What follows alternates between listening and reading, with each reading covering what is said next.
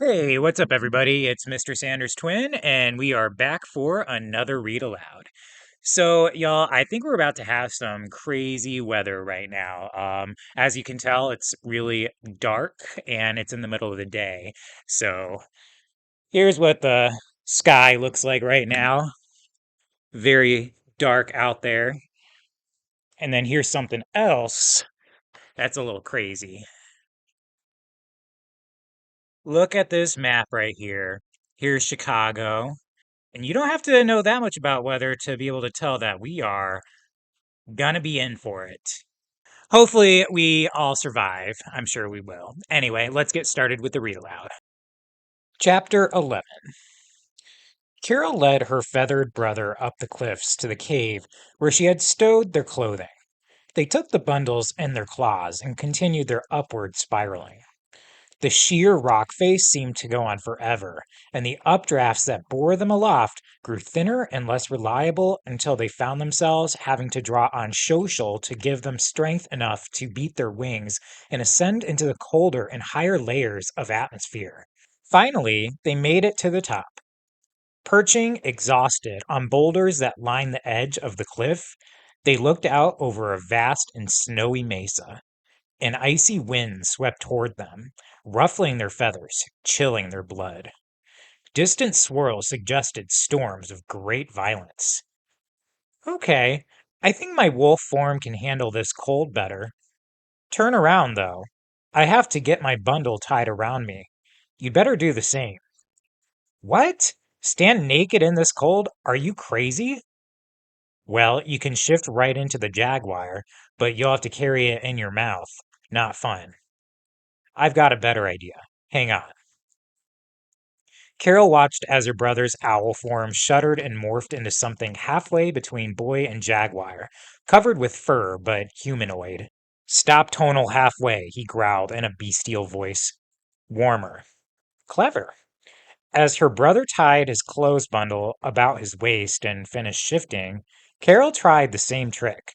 Her tonal quivered in frustration, but by concentrating hard, she was able to be a girl long enough to square her clothes away as well. Then she slipped completely into her lupine shape, complete with an extra winter undercoat. The cold still nipped at her, but it was bearable. They began to trudge across the snow, circling around drifts that had built up near boulders or dead trees. As they advanced, the wind's velocity seemed to increase steadily until they were forcing their way almost blindly through flurries, guided only by their innate sense of direction. Soon the constant moaning of the wind gave way to something fiercer, a monstrous howling that made the plateau itself shudder beneath their paws. What the? Do you feel that, Carol? Yeah, and whatever it is, it's definitely getting closer. Squinting through the snowflakes, Carol suddenly saw it, an enormous white whirlwind, twisting its way along the wintry mesa, ripping apart boulders and trees. It was headed straight for them. I think we need to run. Johnny looked into the distance and saw the snowy tornado as well. I agree. They slanted sideways, running counterclockwise. Based on Shoatol's brief comments, Carol imagined each desert as a circle, like the ones her pre-AP English teacher said existed in hell. The whirlwind, seeming to sense them, changed direction abruptly and began to follow. It's coming after us, Johnny. Freaking great. Look, there's a huge outcropping of rock to our right. Seems there's a hollow spot in the center, kind of like a cave. We can ride out the storm in there. Carol wasted no time replying. She pushed her wolf form to its limits, leaping into the space among the rocks just ahead of her brother.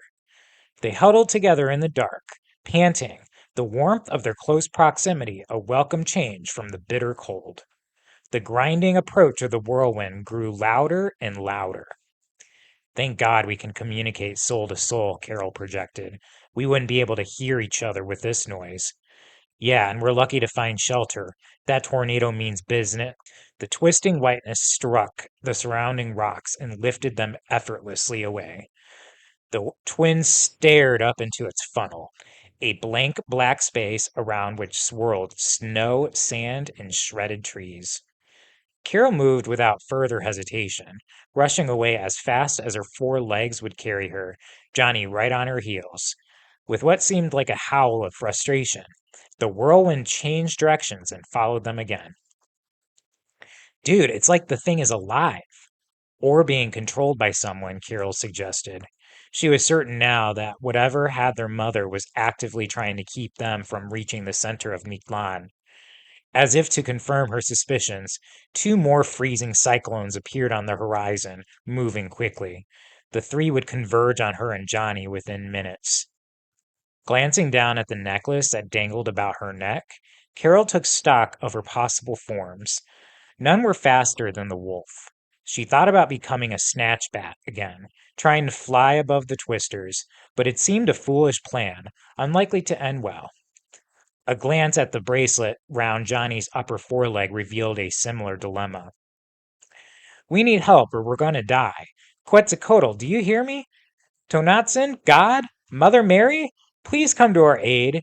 We want to complete this mission, truly want to save our mother, stop the dark forces. But if we die now, we're pretty much useless. We can't do this alone. Please. Thundering from between the 2 new tornadoes came Shoatl, insanely fast, the wrinkled skin of his face blown back in a grimace that was both fearful and funny. Skidding to a stop in front of them, he shouted against the wailing winds, "Shift into something with opposable thumbs and get on my back quickly." Carol saw only one possibility. She took a little desiccated black digit in her mouth. In moments, she was a rather large raccoon clambering up the side of the gigantic red hellhound. A similarly oversized spider monkey swung onto Shoatl's back behind her.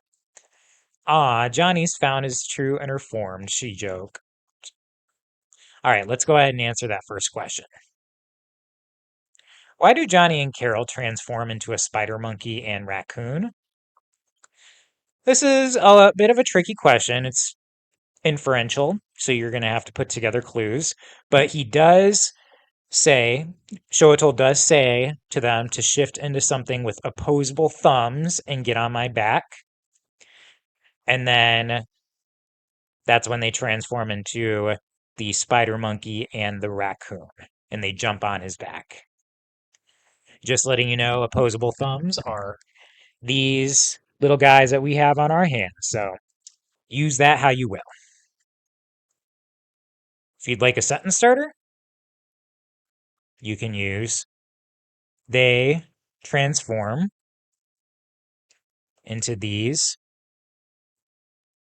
animals because blank. All right, let's move on.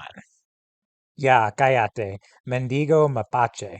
Now I know who steals my sweets from my room when I'm asleep, bandit. You don't even have thumbs, just really flexible paws. You might have to use your little teeth, Rocky Raccoon. Hang on, Shoatl called. Their hands gripped folds of his skin, and he exploded into movement, just as the 3 cyclones came together. The hellhound moved with supernatural speed, sending up walls of snow and sand in the wake of his passing. Carol clung for dear life. When Shoatl began to ascend into the bleak mountains from which the biting wind blew, she nearly slipped, but her brother's prehensile tail snagged her and pulled her close. Careful, sis, I've got you. 4 opposable thumbs and a grabby tail. I can hold on for the both of us. Eventually, they climbed high enough into the mountains that the cyclones could only beat uselessly against the slopes. Shoatl ducked into a large cavern, and Carol scurried off into the dark recess to change. It felt good to be a human girl again, to feel denim and cotton against her skin, to stand erect and have a voice. Of course, it's crazy cold in here, but I need to talk to him. We deserve answers. Johnny had already changed and was huddling close to a fire that danced on the surface of a ring of rocks, presumably via magic worked by Shoatl. She hurried to the warmth, rubbing her hands with momentary delight before turning to the hellhound. Thanks for saving us. You're welcome. I was already on my way, but I heard your prayer and it came as fast as possible. Johnny opened his mouth, his eyebrows raised as if to make a sarcastic comment, but Carol waved him to silence. Shoatol, the first two deserts almost got us. I know, Carolina. Our eyes are on you. Your eyes? She swallowed the anger she felt burning in the pit of her stomach. But you guys didn't intervene. I could have been lost in that dark forever. Johnny could have forgotten who he was forever. I need to understand why you would risk us like that if we're so important. Let's go ahead and answer that second question. How did Shoatol know that Johnny and Carol needed help? You'll find that information in this paragraph right here. Thanks for saving us. You're welcome. I was already on my way, but I heard your prayer and came as fast as possible. If you'd like a sentence starter, you can use he knew they needed help because blank. All right, let's continue. Sighing, Shoatol shifted into his human form. He mumbled a few words, and the fur he clenched about him swirled into normal, if old-fashioned clothes. Boots, jeans, a woolen shirt, and duster. At a gesture, a slouch hat appeared in his hands, and he set it on his dirty blonde hair. It's easier to chat like this, he said, sitting on a nearby pile of rocks. Dude, you look like a cowboy. Johnny had a real dislike for Western clothing, partly because everyone in their dad's family was so Tex-Mex or country and was always pressuring him to jump on that bandwagon. Yes, well, this was how I dressed the last time I incarnated. It's easier to conjure up. He nodded in Carol's direction. Okay, let's talk about what you faced thus far. Carolina, the black silence that attempted to possess you is Sahwali, the dark shadow magic of Tezcatlipoca. It is his entropic response to Teotl, the creative power that binds the universe together. You fought it off amazingly by using a Teosuhatl, a sacred hymn that repels chaos, destruction, and entropy. What I don't understand is where that song came from. Carol cleared her throat to hide her emotion. My dad. I was attacked this way 5 years ago, and my dad sang a song to help me get past my fear.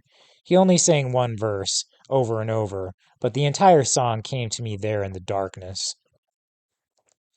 The man scratched at the stubble on his chin. I suppose I just don't remember, but someone in your father's family must have been a Siusani, a sacred singer. They passed the gift on to him, and it is now accessible to you. That's good news. Songs are powerful defenses. Yay, Johnny said weakly, holding one of his bare feet towards the fire. Carol's a Jedi diva. Hush, dork. Strong in this one is the Teotl, Johnny croaking, aping Yoda's voice. Yodel she will against the Aztec Sith and her Sihwali lightsabers. Carol punched her brother in the shoulder. I'm trying to be serious, Johnny. And he doesn't even get your cutesy pop culture references. That I don't, Shoatol confirmed. But I do understand what happened to Juan Angel among the Balamija. First, his tonal responded to the call of Akomitzli, one of the most powerful beings in Mictlan. That's what made him foolishly to attempt to draw the creatures away. This and a new blossoming desire to belong. For most of your childhood, you have been inseparable. Your mother's disappearance has pulled you so far apart that you, Juan Angel, have been excluding yourself from groups of boys your age, while Carol had managed to build a support system of friends that helped her deal with the loss, not only of your mother, but of you, her best friend. The Balamija took advantage of your longing to once again be a member of a group. Carol noticed Johnny's eyes, downcast and embarrassed at this revelation. She suddenly felt ashamed herself. He needed me, and I pushed him away. My best friend. Shoatl pushed his hat a little farther back on his head. Then, Juan Angel, you did precisely what I had warned you both not to do. You fell asleep. Wait, they knocked me out, cowboy. Not the same thing. Yes, but you put yourself in that position. When either of you becomes unconscious in this place, your human and animal souls will combine, and you lose your memories. Johnny gritted his teeth. Great. So Carol's awesome because she's saying away the darkness, but I suck because I let myself get merged or whatever. All right, let's answer that third question. According to Shoto, Johnny follows the Bala Mija because, and he's referring to the jamboree or the pack of spiritual cats from the last chapter. He says right here, that's what made him foolishly to attempt to draw the creatures away, that and a newly blossoming desire to belong. For most of your childhood, you've been inseparable. Your mother's disappearance had pulled you so far apart that you, Juan Angel, had been excluding yourself from groups of boys your age, while Carol. Okay. It says right here the Bala Mija took advantage of your longing to once again be a member of a group. So, why was joining the Bala Mija so attractive for Johnny? If you'd like a sentence starter, you can use he joins the Bala Mija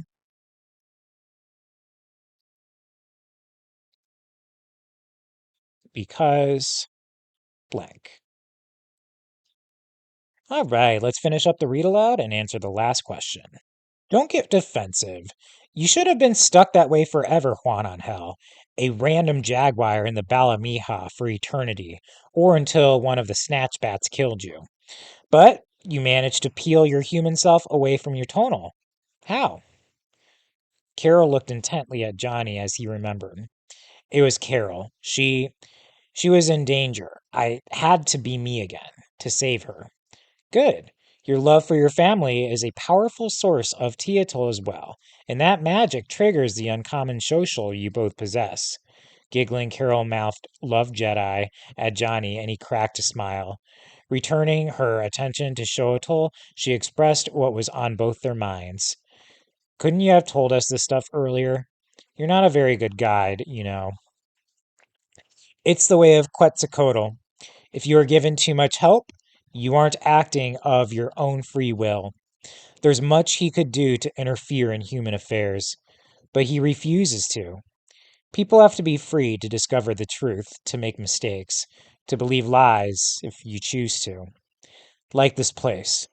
For centuries, Tezcatlipoca spread a vicious lie among the Mexica and other Aztec tribes that souls are destroyed at the center of Mictlan. As I've told you, in reality they pass beyond, where neither Quetzalcoatl nor Tezcatlipoca have any sway. But the Dark Lord thrives on despair and chaos. He made your ancestors believe that everything enduring about their personalities would fade away at the end of their 4-year journey. For this reason, there is no ancestor worship among the Mexica. For years after their deaths, people's names were forgotten. Grave sites were unmarked. A deep existential sadness pervaded the lives of those who believed this lie. This was one of the most depressing things Carol had ever heard. It echoed some of her father's own concerns about the Aztec Empire. His articles criticizing this and other elements of their worldview had caused quite a furor among certain academic circles. But we stayed distant, even then, because humans must find hope on their own. You must face the darkness alone. You've been given the tools, but the fight is yours. He stood, pressing his hat more tightly upon his head, adjusting the string beneath his chin. And that's why I have to leave you now. I will not say the coming challenges are easier than the first 3. That would be a lie. I will promise you, however, that if you stay together and put your love for family above all else, and you make it through to the heart of Mictlan, there the greatest barrier to your happiness awaits you. I believe in you both, little brother and sister. I know that you are strong enough to stand when everyone else would cringe and bow. Fight for your mother's freedom, twins. I'll see you on the other side. And he stepped into the darkness outside the cave and disappeared. All right, let's answer the last question. Why doesn't Shoatl help Carol and Johnny every time they're in danger? Make sure you're paying attention to these few sentences. It's the way of Quetzalcoatl. If you are given too much help, you aren't acting of your own free will. And then he says people have to be free to discover the truth, to make mistakes. If you'd like a sentence starter, you can use he doesn't help them